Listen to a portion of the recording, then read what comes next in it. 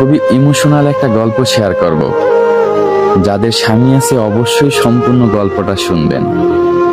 স্বামী কাজ শেষ করে বাসায় এসে তার স্ত্রীকে বলল, আমি খুবই ক্ষুধার্ত এবং ক্লান্ত, আমাকে খাবার দাও। স্ত্রী বলল, আমি তোমাকে খাবার দিতে পারবো না, তোমার এই অভাব অনটনের সংসার আমার করতে মন চায় না, তোমার খাবার তুমি নিজেই নিয়ে খাও। এটা বলে স্ত্রী শুয়ে পড়ল। স্বামীও আর খাবার খেলো না, সেও ঘুমিয়ে পড়ল। সকালবেলা ঘুম থেকে স্বামী উঠে স্ত্রীকে বলল, রাতে তো খাবার দিলে না, রাগ করলা, এখন আমাকে খাবার দাও, আমি খাবার খেয়ে কাজে যাব।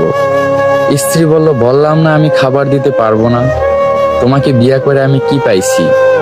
আমার কোনো ইচ্ছাই তো পূরণ করতে পারো না, তুমি কাজে যাই আর বাসায় ফিরে আসবা না, তোমার জানি মরণ হয়।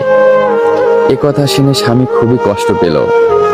সে ভাবলো, আজকে আমি অভাব অনটনে আছি দেখা আমার স্ত্রীও আমাকে এমন কথা শোনাচ্ছে। সে কষ্ট নিয়ে না খেয়ে কাজে চলে গেল। তার স্ত্রী তার বাচ্চাকে নিয়ে স্কুলে গেল। স্কুল থেকে ফেরার পথে শুনতে পেল যে তার স্বামী গাড়ি অ্যাক্সিডেন্টে মারা গেছে। এই কথা শুনে তার মাথায় আকাশ ভেঙে পড়ল। সে দৌড়াইয়া বাসায় আসলো। বাসায় এসে দেখে যে উঠানের সামনে অনেক লোকজন ভিড় করে আছে এবং তার স্বামীর নিথর দেহ উঠানে রাখা। সে তার স্বামীর দেহর কাছে আসলো। আয়শা বলল, সুজন, তোমার কি হয়েছে? তুমি শুয়ে আছো কেন? তুমি না খুবই ক্ষুধার্ত এবং ক্লান্ত, তুমি তো না খেয়ে কাজে চলে গেছো, তুমি ওঠো, আমি তোমাকে খাবার দেব, তুমি পেট ভরে খাবা।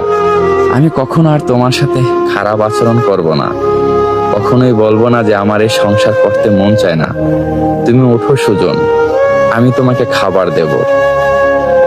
কিন্তু সুজন আর উঠে না। সুজন তো তখনই মারা গেছে যখন সে বলছে, তুমি কাজে যেয়ে যেন মারা যাও আর বাসায় ফিরে এসো না, তোমার এই অভাব অনটনের সংসার আমার করতে মন চায় না। কিছুদিন পর তার স্বামীর বাড়ির লোকজন তার স্বামী যতটুকু জমি পেত সেটু তাকে বুঝিয়ে দিল। সে এখন সেখানেই থাকে। সমাজের লোকজন এখন তাকে খারাপ চোখে দেখে। নানান মানুষে নানান ধরনের কথা বলে। তার মা বাবা ভাই বোনের কাছেও সে বোঝা হয়ে গেছে।